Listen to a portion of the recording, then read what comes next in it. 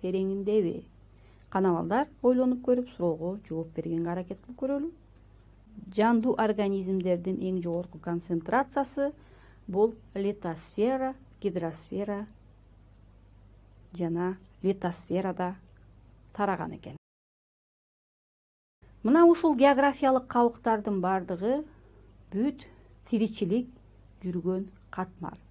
Же болбосо географиялык кабыктар бири-бири менен байланышып турат. Бирин-бири толуктап турат. Мына ошонун негизинде жер шарында тиричилик жүрөт. Жер шарында жандуу заттардын жалпы массасын биз биомасса дейбиз. Жандуу заттар кургактыкта жашыл өсүмдүктөр 99,2% түшөт. 0,8% жаныбарлар жана микроорганизмдер, 6,3% жашыл өсүмдүктөр океанда же болбосо сууларда, 93,7% жаныбарлар жана микроорганизмдер. Мына бул жерден биз кургактык менен океандагы жандуу заттарды салыштырып карап көрө турган болсок, кургактыкта жашыл өсүмдүктөр 99,2% түзүп атат. Океанда же болбосо гидросферада 6,3% гана жашыл өсүмдүктөр. Демек, гидросферага караганда литосферада кургактыкта жашыл өсүмдүктөр көп экендигин көрдүңөр. Ошол эле убакта жаныбарлар жана микроорганизмдер кургактыкта 0,8% түзсө, гидросферада 93,7% түзүп атат. Демек, гидросферада жаныбарлар жана микроорганизмдер өтө басымдуулук кылат экен. Биомасса жер бетинин же жашаган жердин көлөмүнүн бирдигине туура келген бир түрдүн өкүлдөрүнүн, түрлөрүнүн, топторунун же бүткүл коомдоштуктун жалпы массасын биз биомасса деп айтабыз. Ал эми жалпы биомассаны карап көрө турган болсок, дүйнө жүзү боюнча биомасса ар түрдүү экен балдар. Өсүмдүктөрдө жана жаныбарларда. А жалпы биомасса боюнча кургактыкта өтө жогору. Ал эми биогендик заттар, продуценттер, өсүмдүктөр дүйнөсү органикалык эмес заттарды органикалык заттарга айландырат. Андан кийин консументтер органикалык заттар менен азыктанат, же болбосо өсүмдүктөр менен азыктанып, буга жаныбарлар кирет жана микроорганизмдердин бир бөлүктөрүн дагы бул консументтерге киргизсек болот. Андан сырткары редуценттер, бул микроорганизмдер, козу карындар. Булар органикалык заттардан органикалык эмес заттарга айландырат. Мына ошентип биогендик заттар бири-бири менен байланышып, айланып турат экен. Жер бетинин биомассасы дагы өтө ар түрдүү. Анткени ал жердин жашоо тиричилик шартына байланыштуу, өсүмдүктөрдүн өсүшүнө байланыштуу, биомасса дагы климаттык шарттарга, температурага, жаан-чачынга жана көп жылдык тоңго байланыштуу ар түрдүү болот экен. Мисалы үчүн биомассанын өлчөмү өтө аз болгон бул арктикалык чөл аймактары деп айтсак болот. Анткени биякта суук болгондугуна байланыштуу өсүмдүктөр дагы, жаныбарлар дүйнөсү дагы өтө аз. Мына ошол эле убакта биомасса өтө жогору болгон бул айрыкча экватордук нымдуу токой. Ал эми биосферанын компоненттерин карап көрө турган болсок, буга жандуу заттар, жандуу организмдердин жыйындысын биз жандуу заттар деп айтабыз. Ал эми биогендик заттар, өсүмдүктөрдүн, жаныбарлардын калдыктарынан пайда болгондор, бул биогендик заттар. Биокостук заттар, жандуу организмдердин таасиринен жана жансыз нерселерден пайда болгондор, бул биокостук заттар болуп, бул биосферанын компоненттерин түзөт. Эмесе суроого көңүл буралы балдар. Организмдердин жыйындысынан пайда болгон заттар кайсы деп ойлойсуңар? А. Жандуу, Б. Биогендик, В. Костук. Г. Биокостук. Кана балдар, организмдердин жыйындысынан пайда болгон заттар кайсы деп ойлойсуңар? Жандуу, биогендик, костук же болбосо биокостук бул кана балдар. Ойлонуп көрүп суроого туура жооп бергенге аракет кылып көрөлү. Эмесе суроонун жообун карап көрө турган болсок, организмдердин жыйындысынан пайда болгон заттар бул биогендик заттар. Эмесе биогендик заттар бул пайдалуу кендерди пайда кылат. Ага фосфорит, көмүр, нефть, акташ жана башка тектер.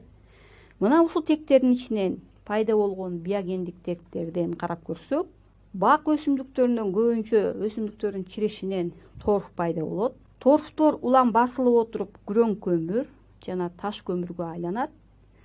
Бул биогендик тектер пайда болуш үчүн буга басым, температура жана убакыт керек. Мына ушул нерселердин негизинде биогендик пайдалуу кендер пайда болот экен. Ал эми жер шары боюнча балдар, организмдер дагы өтө ар түрдүү. Биосферанын тарыхында 500 миллион организмдердин түрү болгон болсо, ал эми азыркы кезде илимдердин маалыматы боюнча жаныбарлардын 1,2 миллиондон 2 миллионго жакын түрлөрү гана азыркы күндө аныкталууда. Жаныбарлардын ичинен биринчи орунда курт кумурскалар 1 миллион, моллюскалар экинчи орунда 110 миңге жакын, омурткалуулар 40-45 миң. Же болбосо жалпы жаныбарлар боюнча биринчи орунда курт кумурскалар турат, экинчи орунда моллюскалар, үчүнчү орунда омурткалуулар турат экен. Ал эми өсүмдүктөр боюнча карап көрө турган болсок, биринчи орунда жабык уруктуулар же болбосо гүлдүү өсүмдүктөр 250 миңге жакын.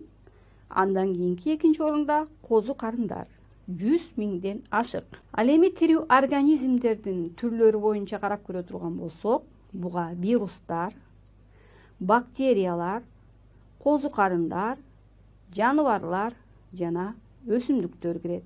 Мына булардын тобун биз балдар тирүү организмдер деп атайбыз. Тирүү организмдер өз ара байланышып турат. Мына ошондуктан алар жашай алышат. Бул биологиялык айлануу процесси аркылуу жүрөт. Мындай айлануунун мезгилинде органикалык заттар жаралат да, алар минералдык заттарга айланат.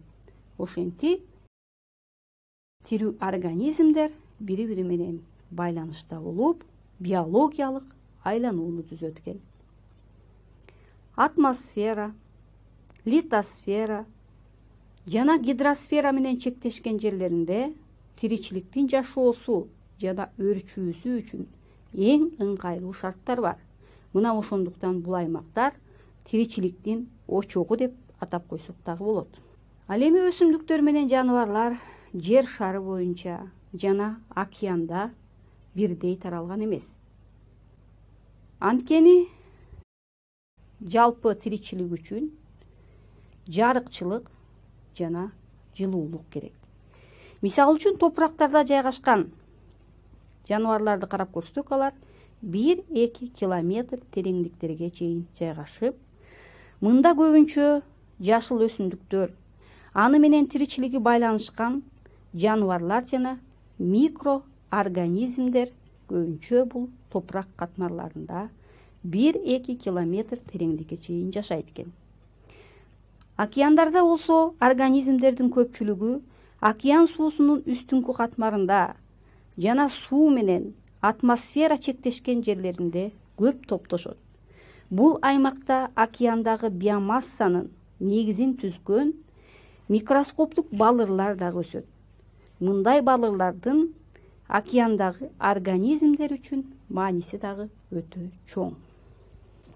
Океанда тереңдик боюнча дагы микроорганизмдердин таралуу шарттары дагы өтө ар түрдүү экен. Океандардын эң терең жерлеринде көбүнчө микроорганизмдер көбүрөөк таралат. Кургактыкта өсүмдүктөр жана жаныбарлар дүйнөсү дагы жер шары боюнча бирдей таралган эместигин карап көрөлү. Мисалы үчүн органикалык дүйнө жылуулукка жана нымдуулукка көз каранды экендигин баарыбыз жакшы билебиз. Мисалы, организмдер жана өсүмдүктөр көп таралган нымдуу экватордук токойду карап көрө турган болсок, бул аймактын биологиялык продуктуулугу өтө жогору болгон бул экватордук нымдуу токойлор. Мына ошол эле убакта биз жер шарындагы нымдуулук жетишсиз болгон, бирок жылуулук жетиштүү аймак чөлдү карап көрө турган болсок, бул жерде нымдуулуктун жетишпегендигине байланыштуу бул жерде өсүмдүктөр дүйнөсүнө жана жаныбарлар дүйнөсүнө дагы өтө жардыраак болуп эсептелет. Мынакей бул жерди салыштырып карап көрө турган болсок, күн нурунун нымдуулугу менен жылуулугунун ортосундагы эле айырмачылыктан жаныбарлар жана өсүмдүктөр дүйнөсү өтө ар түрдүү болуп жатат. Ал эми эң кызыктуусу балдар, чөп өсүмдүктөрдүн эң узуну бул бамбук. Бамбук 20-30 метрге чейин өскөн чөп өсүмдүгү. Эң узун кумурска бул бугу кумурскасы, анын узундугу 7,5 сантиметрге чейин жетет. Дагы бир кызыктуу нерсе, Япониянын Якусима аралында кедр өсөт. Ал кедр 7200 жылга чейин жашайт.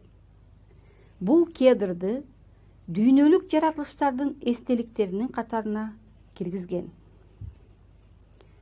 Мына балдар, бүгүнкү сабакта биз жер шарынын тиричилик катмары болгон биосфера менен тааныштык.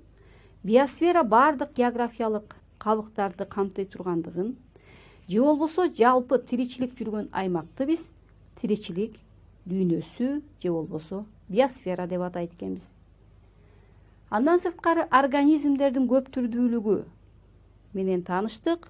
Микроорганизмдер дагы өтө көп түрдүүлүгү менен айырмаланат экен. Организмдер бири-бири менен өз ара байланышта болуп, бирин-бири толуктап турат. Өсүмдүктөр менен жаныбарлар дүйнөсү жер шары боюнча дагы бирдей таралган эмес. Анткени өсүмдүктөрдүн дагы, жаныбарлардын дагы таралыш үчүн жашоо чөйрөсүнө керектүү болгон шарттарга байланыштуу жер шары боюнча отурукташат. Аны силер биология сабагынан жакшы окуп үйрөнүп атасыңар. Жашоо, тиричилик бул жер шарындагы болгон тынымсыз процесс. Бул тынымсыз процессти жер шарындагы өсүмдүктөр жана жаныбарлар бири-бири менен толук камсыз кылуу менен дүйнө жүзүндө тиричилик жүрөт. Ушуну менен балдар бүгүнкү сабагыбызды аяктайбыз. Кийинки көрүшкөнгө чейин саламатта калыңыздар.